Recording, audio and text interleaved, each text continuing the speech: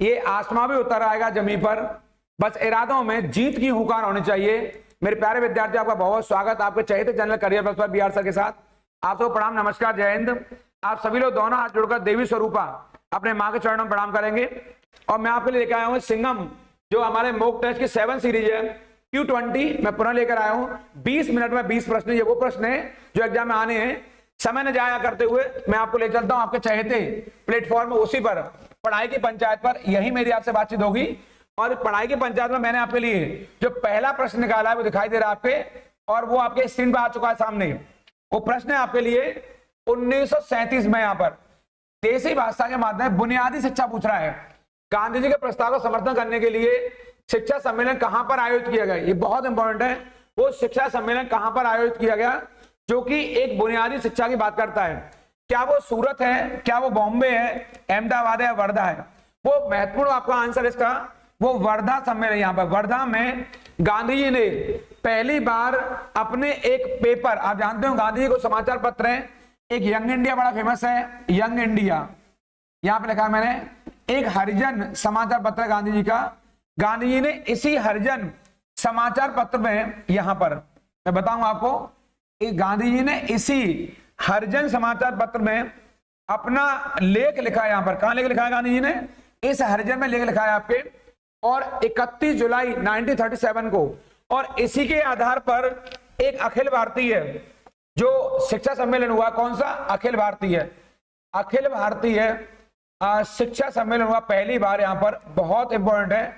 और इसी में गांधी जी ने कहा शिक्षा ऐसी होनी चाहिए जो हमें आत्मनिर्भर बना सके, यानी शिक्षा ऐसी हो जो लोगों के हितों के अनुकूल हो, अर्थात शिक्षा आत्मनिर्भर होनी चाहिए और ये मांग के अनुसार होनी चाहिए, क्योंकि शिक्षा लोगों के अनुकूल होनी चाहिए। अगर लोगों के अनुकूल नहीं है तो शिक्षा का औचित्य नहीं रह जाता है। तो आप बताएंगे इसका सही उत्तर क्या होगा? वर्धा होगा, जो 1937 में आई है। और ये शिक्षा यद्यपि प्रभावी नहीं हो पाई, क्योंकि द्वितीय विश्व युद्ध के चलते जो 1939 में चालू हुआ, इसलिए मूर्त रूप नहीं ले पाई। लेकिन यह बुनियादी शिक्षा आजादी के बाद गांधी जी के विचारों को हमने बहुत सारे व्यवस्थाओं में शामिल किया है। इसको ध्यान रखेंगे। यहां से कहां पे लाया गया इसको? हरिजन पत्र में गांधी जी ने पहली बार इसका उल्लेख किया है।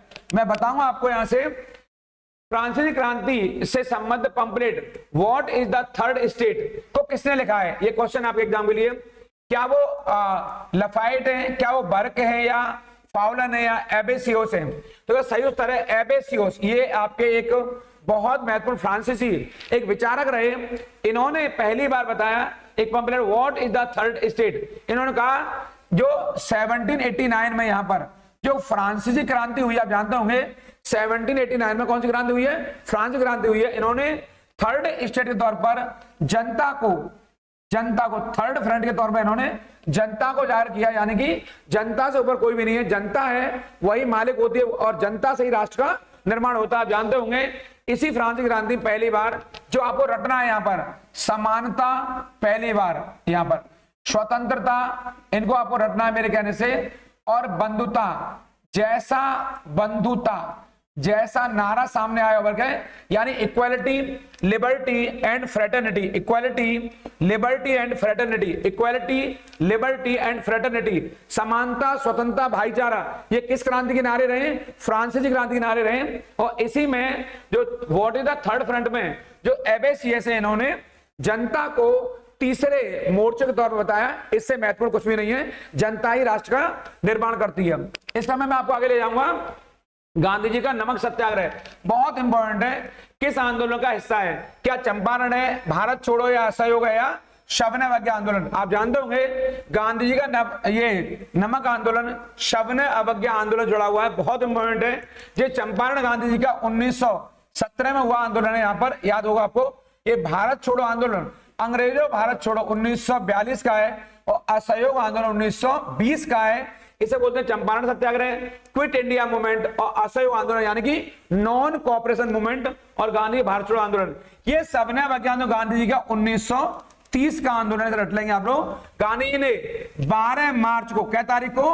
12 मार्च 1930 को कहां से अपनी यात्रा आरंभ की? गांधी जी ने साबरमती आश्रम से, जो बहुत इंपॉर्टेंट मानी जाती है आपके। और गांधी जी ने एक मुट्ठी नमक उठाया 6 अप्रैल को 1930 को, यह आंदोलन शुरू हुआ है। और वो नमक उठाया दांडी में, और वहीं से गांधी जी ने नमक आंदोलन की शुरुआत की। इसे नमक आंदोलन, दांडी मार्च या सविनय अवज्ञा आंदोलन के नाम से भी जाना जाता है। ये यात्रा गांधी जी की कहां से कहां तक रही है? साबरमती से दांडी तक की रही है। इसे आप रट लेंगे, बहुत महत्वपूर्ण है। इन आंदोलनों में चर्चा आपको अगली क्लास में करूंगा, जब इतिहास के पन्नों में रहूंगा, क्योंकि वो बहुत महत्वपूर्ण क्लास होगी।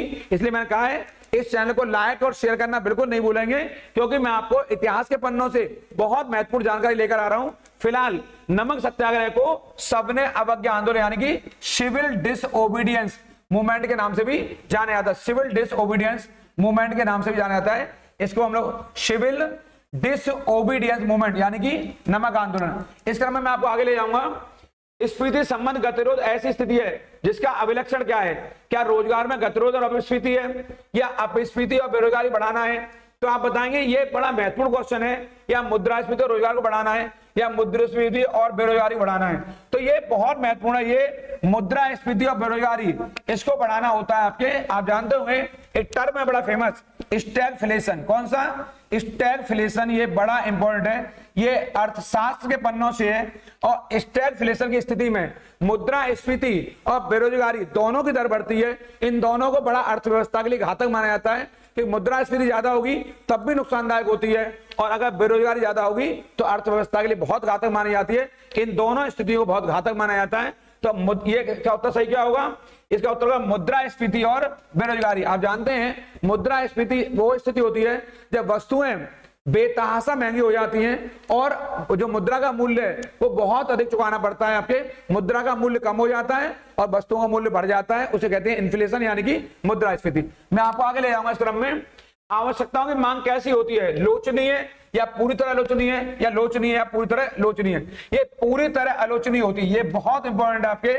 आप जानते होंगे एक अर्थव्यवस्था का एक सिद्धांत है, जो वस्तु जितनी आवश्यक होती है उसकी लोच उतनी ही कम होती है। ये लिख लेंगे, जो वस्तु जितनी आवश्यक होती है उसकी लोच उतनी ही कम होती है, क्योंकि उसकी कीमत कुछ भी हो उसको लोग खरीदेंगे। जैसे जैसे अन्न, जैसे जल, अगर आदमी को जल की कीमत कितनी भी कर दी जाए, लेकिन अगर चूंकि उसकी कीमत कुछ भी हो तो लोगों को उसकी आवश्यकता होती है, जरूरत होती है। अन्न है, जल है, इसके बिना लोग रह नहीं सकते।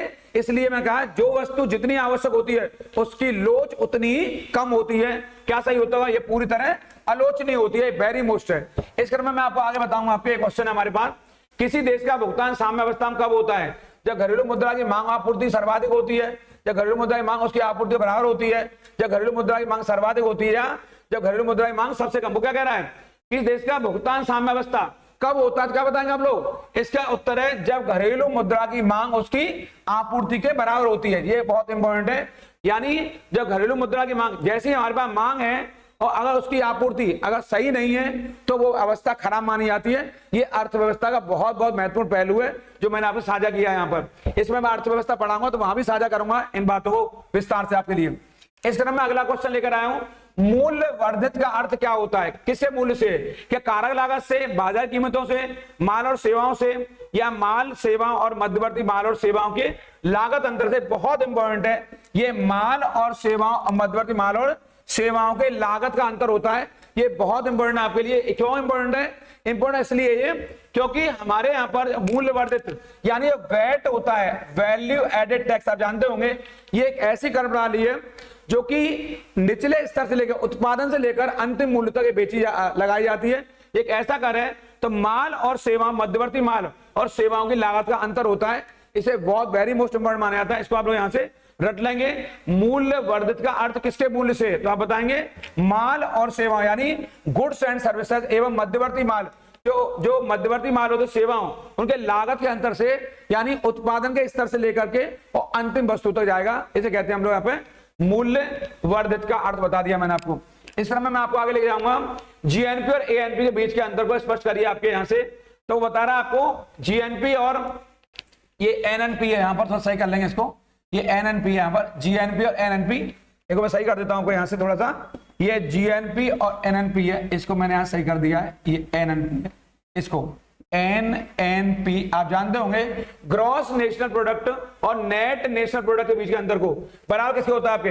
तो ये बड़ा महत्वपूर्ण क्वेश्चन है और ये बताता है मूल्य ह्रास को। किसको बताता है? ये मूल्य ह्रास को शो करता है। इसको आप रट लेंगे। आप जानते हैं जीएनपी, एनएनपी। एनएनपी वह अवस्था होती है जो राष्ट्रीय आय को दर्शाती है, यानी एनएनपी को हम लोग राष्ट्रीय आय भी कह सकते हैं। यहां से आप जानते होंगे, क्योंकि जो जीएनपी ग्रॉस नेशनल प्रोडक्ट, एक वित्तीय वर्ष में कितना हमने वस्तुओं से कमाया और कितना सेवाओं से कमाया, और उसमें विदेशों से प्राप्त आय को जोड़ देते हैं तो क्या कहलाती है, जीएनपी। और जब जीएनपी में से क्या माइनस कर देते हैं हम, डेप्रिसिएशन, ह्रास को, नुकसान को माइनस कर देते हैं तो क्या बात आती है, एनएनपी। और एनएनपी को राष्ट्रीय आय भी कह सकते हैं, इसलिए इसको मूल्य ह्रास के तौर पर भी देखते हैं। इस तरह मैं आपको आगे लेके जाऊंगा। यह कौन निर्णय करता है कि अमुक विधेयक धन विधेयक है या नहीं, बहुत इंपॉर्टेंट है। मनी बिल आप जानते होंगे, क्या पीएम करते हैं या लोकसभा अध्यक्ष या राज्यसभा सभापति या राष्ट्रपति, कोई बिल मनी बिल है या नहीं, इसका निर्णय लोकसभा के अध्यक्ष करते हैं। इन्हीं को स्पीकर भी कहते हैं, हमारे लोकसभा का स्पीकर। बहुत इंपॉर्टेंट है, इस समय लोकसभा के अध्यक्ष ओम बिरला हैं, जो बहुत महत्वपूर्ण है। और भारतीय संविधान के अनुच्छेद कौन सा, 110, कौन सा 110, यही बताते हैं, रट लेना कोई विधेयक मनी बिल है या नहीं, इसका निर्णय केवल और केवल लोकसभा के स्पीकर करते हैं, यही बताते हैं this is the money bill. और धन विधेयक को हमेशा लोकसभा में ही प्रस्तुत किया जाता है। अगर केंद्रीय मामला है, अगर राज्य का मामला है तो विधानसभा में, ठीक है, सेंटर का मामला है, संसद का मामला है तो कहां प्रस्तुत किया जाता है, लोकसभा में। और इसका निर्णय कौन करता है कि धन विधेयक है या नहीं, निर्णय करता है लोकसभा का स्पीकर। और मैं बता दिया है धन विधेयक की व्याख्या जो दे रखी है आपके कहां पर है, संविधान के अनुच्छेद 110 में दे रखी है, जो वेरी मोस्ट है, मैंने बता दिया आपको यहां पर। इस क्रम में मैं आपको आगे लेके जाऊंगा। निम्नलिखित में किस देश को फैबियन समाजवाद का घर माना है, बहुत इंपॉर्टेंट है, प्रश्न आएगा फैबियन समाजवाद क्या होता है।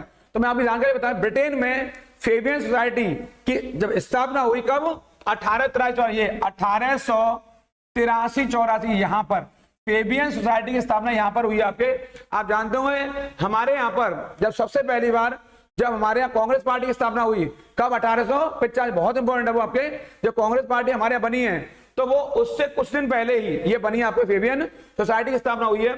जो इंग्लैंड है वो फैबियन का गढ़ माना जाता है, वहीं से चार्टिस्ट आंदोलन शुरू हुआ, रॉबर्ट ओवन।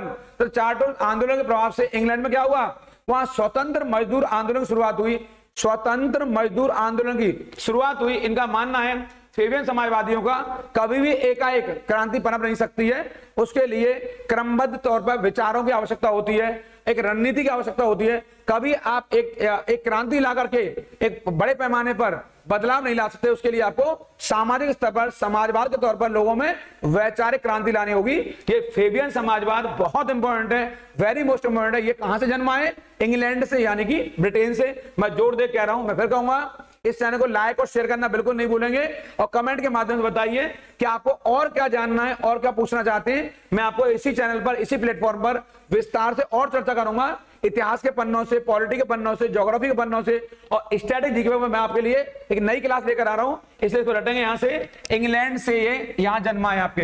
इस क्रम में मैं आपको आगे लेकर जाऊंगा।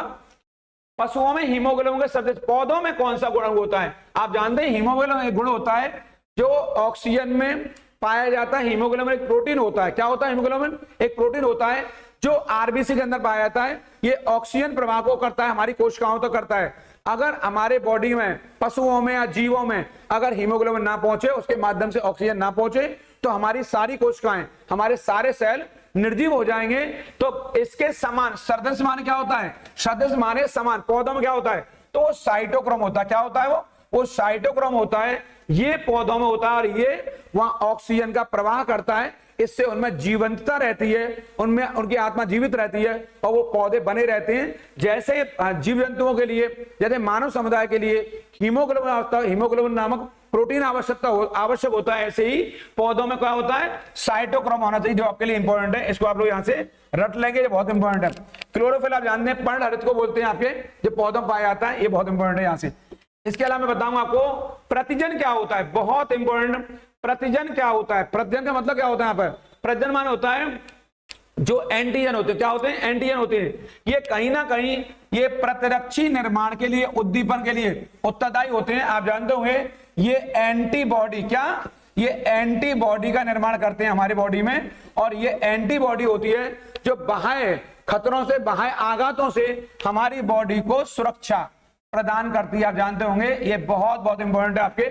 हमारे बॉडी के अंदर जो प्रतिजन होते हैं, एंटीजन होते हैं, आप जानते होंगे ब्लड ग्रुप 4 प्रकार के होते हैं, ए, बी और आपके ए बी और ओ, 4 होते हैं। A blood group A, blood group B, blood group A B और ब्लड ग्रुप ओ होता है। तो कहीं ना कहीं हमारे बॉडी में जो एंटीजन पैदा होते हैं वो ब्लड में ही होते हैं और ब्लड में हमारे एंटीबॉडी होता है। आप जानते होंगे जो हमारे यहाँ पर एक WBC होता है वो भी हमारे शरीर को सुरक्षा प्रदान करता है आपके।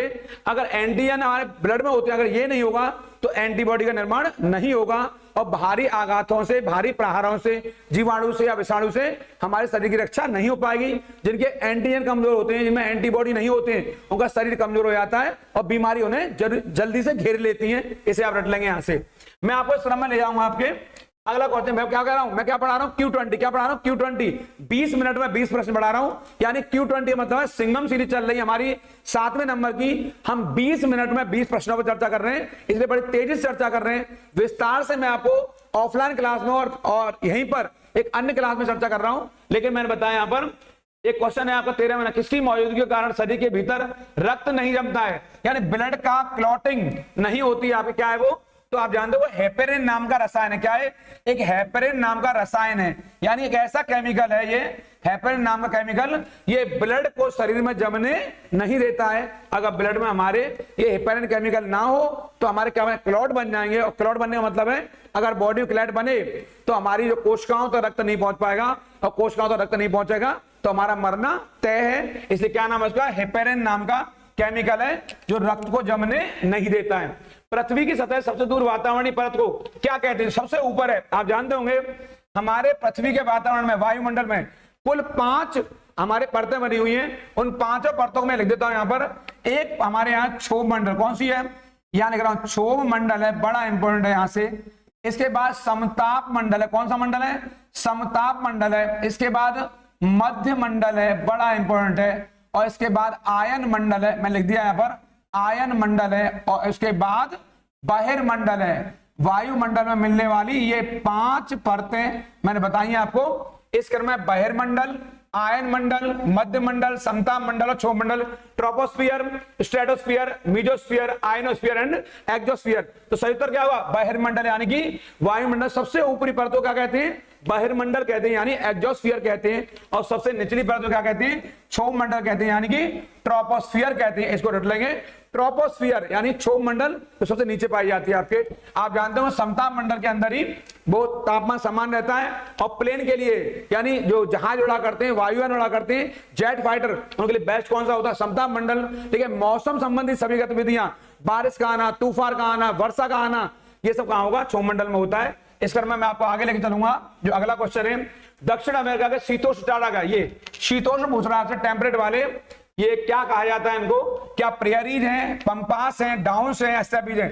ये पंपास मैदान होते हैं जो कहां पाए जाते हैं, मूलतः ये अर्जेंटीना में पाए जाते हैं। कहां पाए जाते हैं, ये अर्जेंटीना में पाए जाते हैं। आप जानते होंगे प्रेयरीज घास के मैदान कहां मिलेंगे हमें, ये यूएसए मिलेंगे। कहां मिलेंगे, ये यूएसए मिलेंगे।